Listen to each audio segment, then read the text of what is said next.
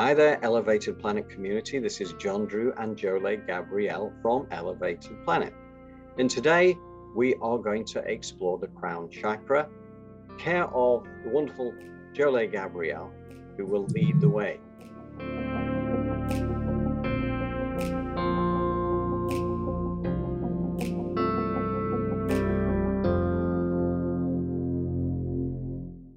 Thank you, John. I'm really grateful to be here. It is truly an honor. And today we are talking about the Sahasrara. And that's called the Crown Chakra. It is actually when we reach the height of our spirituality. We usually reach it around 50 years old. And it's really when we start to sit in our permanent divinity. We know who we are. We usually have a sense of calm and peace.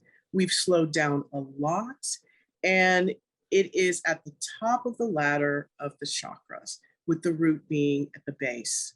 It really is the seat of healing, and it also powers pretty much the other chakras. You know, you're receiving that divine life force energy.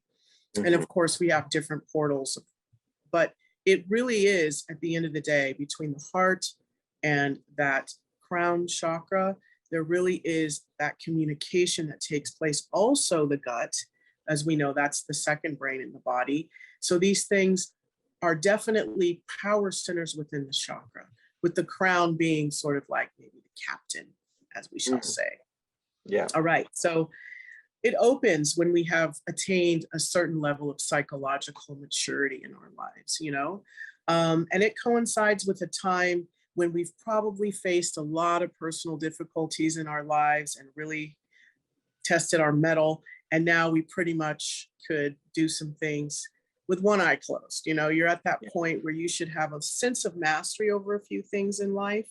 And you pretty much are on to the higher purpose. Some people, before we hit the opening of the crown, we might experience what we call a midlife crisis, which then puts us on what is considered a spiritual path, where we really are putting a lot more of spiritual things, or maybe a higher purpose, a higher being in our lives at this time. And we're really immersed in our cosmic consciousness to some degree. But in order for the crown to open, it's really not about renouncing anymore at this age, things of the material world. In fact, you're sort of like, well, let me have a sense of balance so that my life is much more peaceful between what the material world is offering. So now we're sort of realizing that we signed up for this earth game, and it's really time for us to start to align with not only the things that are going around in our environment and our society, but we seek to align with the laws of the universe now. And we know what those are. For those of you that don't, there's usually 7 or 9. Please Google them. I don't have them down to memory yet, but I do know them. We're looking for things like tranquility. We're looking for peace. We're slowing down, like I said before, and we're balancing our worldly activity and our spiritual pursuits. So the location of the crown is at the top of the head. And usually when we get here, we're at a state, we really love stillness. You know, we're into yoga, meditation, prayer, chanting. We like the smells of violets, lavenders, you know, things that are calming. We're drinking chamomile tea, but some of us are still very, very energetic. But I mean, at this stage, it's just a metaphor for saying we know how to soothe our own selves. Right. We know how to create an environment that can put us at peace. And we at this point know the things that we need to do to balance ourselves. And what we're looking for is bliss, you know, and that's a beautiful thing. So the archetypes of the crown chakra is pretty much the guru. You're running your life. That's the positive archetype. And then we have those that go straight to the ego. They think to themselves, I'm 50 years old. I'm in my, you know, zone. So now I can start gaslighting and manipulating the young. You know, I can start I went through my midlife crisis. Now I want my Porsche and my 25-year-old trophy wife. So now we're getting into places and spaces where we might have the crown a little bit blown out. And we need to come back in, because we don't want to have a second midlife crisis, which sometimes can happen when we go into the ego instead of, hey, letting me go within. This is when we start to externalize what we want, or look for the bliss outside of ourselves, or that satisfaction, instead of saying, I realize now it's all within me. And whatever's coming into my life is what I am projecting out. So when we think about the skull and the brain and the cranium, what do we think about? If there's dysfunctions here, like I talked about, this crown chakra being blown out, we have problems with learning. You know, it's not true that you can't teach an old dog new tricks. Don't believe that. That's something that wants to keep the crown chakra closed. Right. So throw that out and realize that when you get to a certain age, like not a certain age, let's throw that out. I want to throw that word out right now. But when you reach the maturity and you get to the crown chakra, you are constantly learning and reading and looking for information and ways to get better. And when you stop that, you know, it really begins to skew the perspective, and you start to kind of have an issue with fitting in. Like, you don't, the thing about jazz, right? We have to think about the crown. It really relates to the music of jazz, because jazz needs to continue to grow. But one of the things that happened with jazz was it didn't want to grow. So it got sidelined, you know, to other music. But jazz is so important to the crown chakra. The music of Bud Powell, the music of Thelonious Monk, these greats, classical, jazz, this music is so powerful. But because some of it failed to evolve in a certain way, the gifts and the blessings that it has been put to the wayside. So we need to make sure that our crown remembers, but it integrates the past experiences and it applies them to the new. So we need that spiritual understanding of the spiritual principles so that we can begin to live life according, you know, the wheel of time turns. We've signed up for this experience, you know, and if we're not careful, we can really start to have tremors, you know, we color blindness, alcoholism, nervous disorders, insomnia, these things. Let us know, hey, you know, the crown needs your assistance. It needs for you to pay attention to it. Right. And the gland that this relates to is a pineal gland, which we work with a lot in our meditations, the center of the head. We try to keep it as clean as possible, and we make sure that we bring lots of gold light in. This is a very light sensitive part of your body. It controls the menstrual cycles, sleep patterns.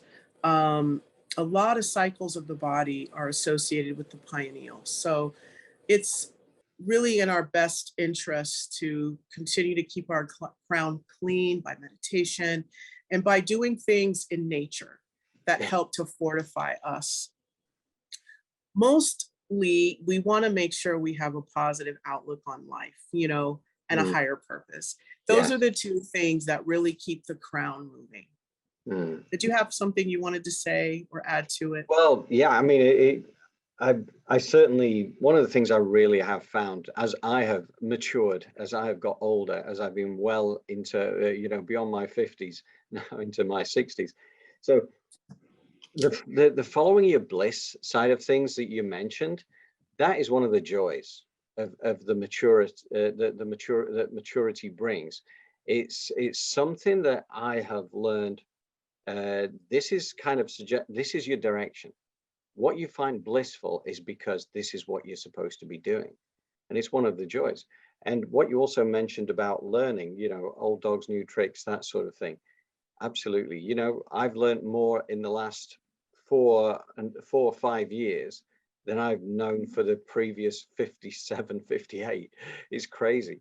You know, it's really opened my mind up. And it's fantastic. And I think that with that understanding comes a degree of, well, you feel the stress falling away. You know, there's a sense of fearlessness as well that goes with that. And that's with the connection. And I think the meditation side of things that you just touched upon there is important. Mhm. I do understand how Yes. people get trapped in the ego as well, because that's your alternative route when you get to this stage. And you certainly see it happening. And as you say, you know, you can have more than one midlife crisis, because if you don't discover where it went wrong last time, then you have to keep repeating your lessons until you kind of get it, and then you can move Exactly. forward. So yeah, no, it's great. And but you know, more than anything, what I take out of what you said is that the sense of bliss and enjoyment that comes with that level of maturity of that connection. And that's not to put off those youngsters out there who are 49 or below, because they'll get there, you know, with Yeah. patience. Yeah, well, the time of the crown is really 42 to 49. And by the time you get to 50, 52, you have a sense of mastery over it, because in a nutshell, it's like you develop a real positive attitude and a spiritual context for your challenges and you know, issues. And you really have at this point have a sense of gratitude and acceptance for the way life is unfolding. And the ego kind of will take a back seat. It doesn't have any dominion over you anymore. You know, like Right. you can take the piss out of yourself. You can see the bright side of things. You don't take things too seriously anymore, because you realize that you it's bigger than you. You Right. know, it's bigger than you, and that your job, what you're like, what's my part in this now? Let me be a a value to Right. not only myself, but to the world around me. You really kind of get that. You're no Yes. longer the 20, you know, when you're in your Yes. 20s, you're this activist. You know, Yes. you're trying to find your way in the world. In the 30s, it's like you want that legitimacy. In the 40s, you're like, wait a minute, I need to figure all this out, because you realize you were probably in Zombieville in your 20s and 30s.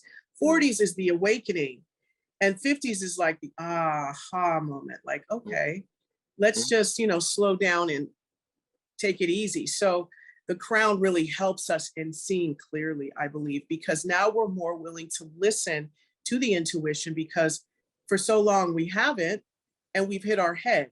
So now Yes. we're like, you know what? Ooh, I shouldn't eat that. You know Yeah. what? I'm not going to go there. I'm not going to ride that ride because my adrenals are, you know. Yeah. So it's Yeah. beautiful. And as you say, it's you get to realize that it's so much bigger than you, everything Yeah. around, but also that you are part of it. You're an integral part of it. You know, you Yeah. belong. You are loved. There are so many dimensions out there beyond what I'd ever realized. But also Yeah. the fact is that you are valued within that. You're loved. Everybody has equal value, and so you can celebrate that as well. But it gives you a sense of freedom to be able to pursue that bliss thing. You know, identify what is it that kind of really lights you up, that Yeah. enables you to be the best you can be, which enables you then to help other people, to be of service. And that's where you get true satisfaction as well. It's not about, you know, creating endless material possessions, all this kind of stuff, which we're always being encouraged to do by Yes. advertising and various other things. But nevertheless, we can grow beyond that, and we do grow beyond that. So it's a fantastic Absolutely. opportunity to find that blissful state and enjoy it. Yes, I had a great crown lesson with attitude. You know, like for me, when I began to, you know, reach the crown, opening of the crown, it was like, I just feel like I want to have a better attitude towards everything. Let's look for the solution. Before it was like fighting the problem, fighting with the problem. Who did it? Why did you do it? And what did you do? You know, and now it's like, all right, well, let's solve the problem, and we don't have to worry about that. It's okay. We all make mistakes. You're more apt to go there Yeah. than you are to want to stick it to someone, because you've been had it stuck to you, you know. So it's just a beautiful place to move into that crown energy and have more of that compassion, and but also more of the faith and the strength and the courage. Yes. Yes. Yeah. It's nice when you get to that place of, you know, you lose the necessity of judgment that again people are encouraged to do, judge everything that goes on around them without even understanding the basics of what's going on, and to get caught up in it and to follow it is just, it's nonsense. We don't need it. You know, there's a better way of being. And yeah, it's everything you say to me makes total sense. I love that. I love that vision of I can almost, and I can feel it around here now. Even just talking about it, I feel that tingling sensation, that kind of, that connection. Yes. You know, and that's the beauty of beginning to recognize that quantum mechanics exists. You know, thoughts become things, and that if we reach back to the ancients and we start to light up our soul architecture, we really can, I don't want to say bend time, but we can start seeing clearer next steps. We can start really magnetizing in, because we're projecting a certain frequency and a vibration that brings in the things that we want. And the crown is so very the captain of the ship. So, but let's not forget the body's involved. Yes. We've got to make sure we move that energy down and into the body so that we can, you know, achieve things, make things happen. And that's again one of the joys of the meditations that you've done for us, the guided meditations. It's all about balance, right? That's the thing. And this is an important portal in to feed everything. Yes. Right? But at the same time, everything is working in harmony with everything else. And that's the important thing. Yeah. So, beautiful. Yeah. Yes. So I just want to wrap up pretty much. I think I have given an overload of information about the crown, and there's definitely more to it. We can go into the emotional body and the mental body. And I just want to give a great thanks and gratitude to two women who have really helped me learn about the chakras through writing, which is Ambika Waters and Anodia Judith. I mean, those books that they have, The Wheel of Light and the knowledge of the chakras, is in truly, truly life-changing work. Yes. And to that very end, I have one right here. Yeah. Ambika Waters. Yeah. And she's incredible. Yeah, she's a talented lady, and I found it a great source of wisdom for myself. And it's kind of been great, because backing up the work that you do, to have this to hand as well, it just kind of doubles up the joy. Yes, absolutely. And you could just dig deeper. And, you know, I just would encourage everyone, do not sweep to the side the messages that you hear in your mind that are positive, and that are either reminding you or helping you make choices. You know, pay attention to that and put it to the test. That is really how you open the crown chakra. You start to listen to the highest part of you. Great. Fantastic. Okay, Jole. Well, that was wonderful. Thank you, and very instructive, and I truly appreciate it. And on behalf of our Elevated Planet community, I would like to thank you. And our Elevated Planet community, thank you for tuning in once more, and we look forward to more pearls of Jole wisdom to follow. Thank you. Thank you, Jole. Thank you all. Goodbye.